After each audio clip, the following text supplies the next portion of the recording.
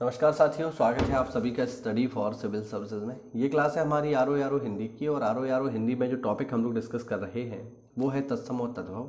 इससे पहले हमने विलोम शब्द कंप्लीट करे हैं, आपने नहीं देखे हैं तो जाकर के उनको देखिए, वहाँ से आपका एक भी विलोम शब्द बाहर नहीं जाएगा, ज़्यादातर आपको वहाँ से मिल जाएंगे। तो उनको हम कंप्लीट करने के बाद अब हम बात करेंगे तत्सम और तद्भव की। तो चलिए शुरू करते हैं। देखो यहाँ पर कुछ मैंने इंपॉर्टेंट नोट लिखे हैं, इनको देख लीजिए आप लोग। अगर देखो अंतड़ी पूछे तो अंतड़ी का तत्सम होता है अत्र, लेकिन अगर आंत का तत्सम पूछे तो फिर आपको जवाब देना है आत्र। अंतड़ी का तत्सम अत्र और आंत का तत्सम आत्र, दोनों में हल्का सा अंतर है लेकिन महत्वपूर्ण है, आपको पता होना चाहिए। अधर्म का तत्सम होता है अधर्म, अर्पण का तत्सम होता है अर्पण, अक्षत का तत्सम होता है अक्षत, आग का तत्सम होता है अग्नि, आज का तत्सम होता है आद्य। ये ध्यान रखना, महत्वपूर्ण है साथियों, ठीक है। आज का तत्सम क्या है? आद्य। आंख का तत्सम क्या है? अक्षी, ध्यान रखना, आंख का तत्सम अक्षी। आलस का तत्सम आलस्य, आंख का तत्सम अडक, आस का तत्सम आशा, आसरा का तत्सम होता है साथियों आश्रय, आम का तत्सम होता है आम्र, आंत का तत्सम होता है आंत्र, जैसा कि मैंने अभी ऊपर आपको बताया। आंसू का तत्सम होता है अश्रु, आंच का तत्सम होता है आर्ची। देखो आग अग्नि का तत्सम है और अर्ची आंच का तत्सम है, ध्यान रखना थोड़ा सा अंतर है। आंव का तत्सम होता है आमा, आंवला का तत्सम होता है आमलकः, संस्कृत का है, ध्यान रखना। आवन अगर कहीं आता है, जैसे 51 है 52 है, तो फिर हम उसको डिनोट करते हैं 50 से, ठीक है, ध्यान रखना, इंपॉर्टेंट है। आरसी का तत्सम होता है आदर्शिका। अगर कहीं भी आलिस आ रहा है, आलिस मतलब 40 42, तो फिर उसके लिए शब्द इस्तेमाल होगा चत्वारिशत। चत्वारिशत यानी 40 42 अगर आ रहा है तो चत्वारिशत शब्द इस्तेमाल किया जाएगा उसका तत्सम बनाने के लिए।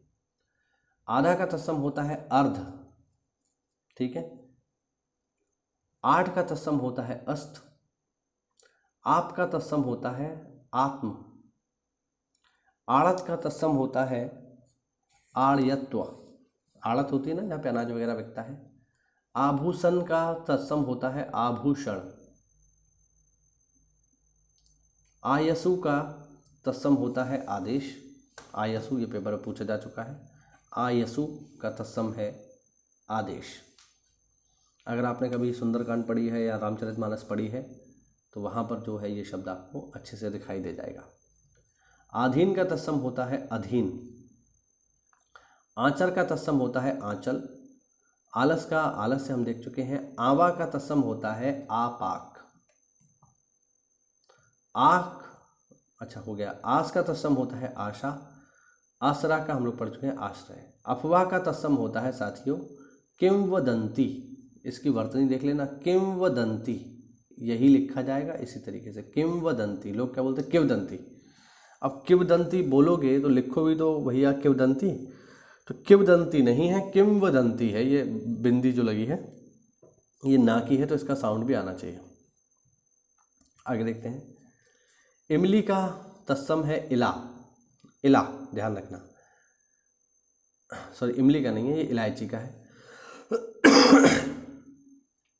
इलायची का तत्सम है इला, और इमली का अगर बात करेंगे हम लोग तो इमली का होता है अम्लिका, अम्लिका। इकट्ठा का तत्सम होता है एकत्र या एकस्थ, इसका तत्सम होता है एतस्य। इतवार का तत्सम होता है आदित्यवार, और इतना का तत्सम होता है ईयत, ध्यान रखना, महत्वपूर्ण है ये। 21 का तत्सम होता है एक त्रिंशति, 21 नहीं है सॉरी 31 है, 31, ठीक। तो 31 का तत्सम क्या होता है? एक त्रिंशत, त्रिंशत यानी 30, और एक और जोड़ना है तो 31 हो गया। 41 का जो तत्सम होता है वो है एक चत्वारिंशत, ठीक है, ध्यान रखना। 61 का तत्सम क्या होगा? एक षष्ठी, यानी षष्ठी माने 60, एक और जोड़ना है। 21 का तत्सम क्या होगा, एक विंशति 20 और एक और जोड़ना है।